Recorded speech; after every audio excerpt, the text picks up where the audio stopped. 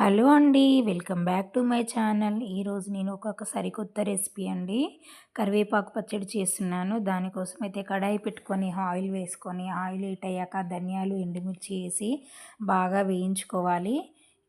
ఆ తర్వాత కొంచెం పచ్చి కొబ్బరినైతే చిన్న ముక్కలుగా కట్ చేసి వేసుకోవాలి.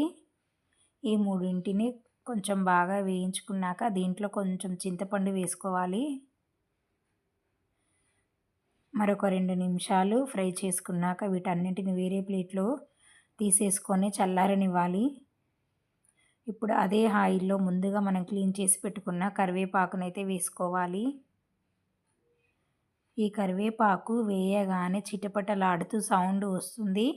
ఆ సౌండ్ అంతా తగ్గిపోయే వరకి, తేమంతా పోయే వరకి కొంచెం అయితే ఆయిల్ వేసుకొని మనం ఫ్రై చేసుకోవాలి.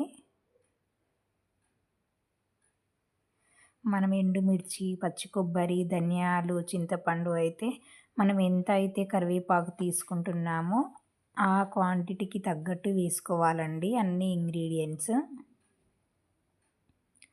ఇప్పుడు ఈ కరివేపాకుని కూడా వేరే ప్లేట్లోకి తీసి చల్లారనిద్దాం. ఇప్పుడు ఇవన్నీ చల్లారాయి. దీనికోసం ఒక మిక్సీ జార్ తీసుకొని దాంట్లో ఇవన్నీ వేసుకొని మిక్సీ పట్టుకుందాం. నేను ఇప్పుడే కారం పొడి చేశానండి ఈ జార్‌లో. నేను అదే జార్‌లో అలానే వేశాను. మళ్ళీ వాష్ చేయడం ఎందుకని. నా దగ్గర జీలకర్ర పొడి ఉంటే కొంచెం జీలకర్ర పొడి, ఇంకా సాల్ట్ వేసి మెత్తగా మిక్సీ పట్టేశాను. ఆ పచ్చడిలోకి పోపు కోసం అయితే కడాయి పెట్టుకొని 2 స్పూన్ల ఆయిల్ వేసుకొని అది హీట్ అయ్యాక మినపప్పు, శనగపప్పు, ఎండుమిర్చి, ఎల్లిపాయలు వేసి మంచిగా వేగాక కొన్ని ఆవాలు వేసుకొని ఫ్రై చేసుకోవాలి. ఆ తర్వాత కలర్ కోసం కొంచెం పసుపు వేశాను. ఇప్పుడు పోపు అయితే రెడీ అయిపోయింది. మనం ప్రిపేర్ చేసి పెట్టుకున్న పచ్చడి ఉంది కదా, దాన్నైతే ఈ పోపులో వేసేసుకోవాలి మొత్తము.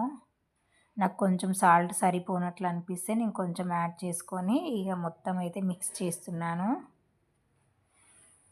ఈ కరివేపాకు పచ్చడి అయితే రెడీ అయిపోయింది ఫ్రెండ్స్. ప్లీజ్ ఫ్రెండ్స్, ఈ రెసిపీ కనుక మీకు నచ్చినట్లయితే like, share and subscribe my channel.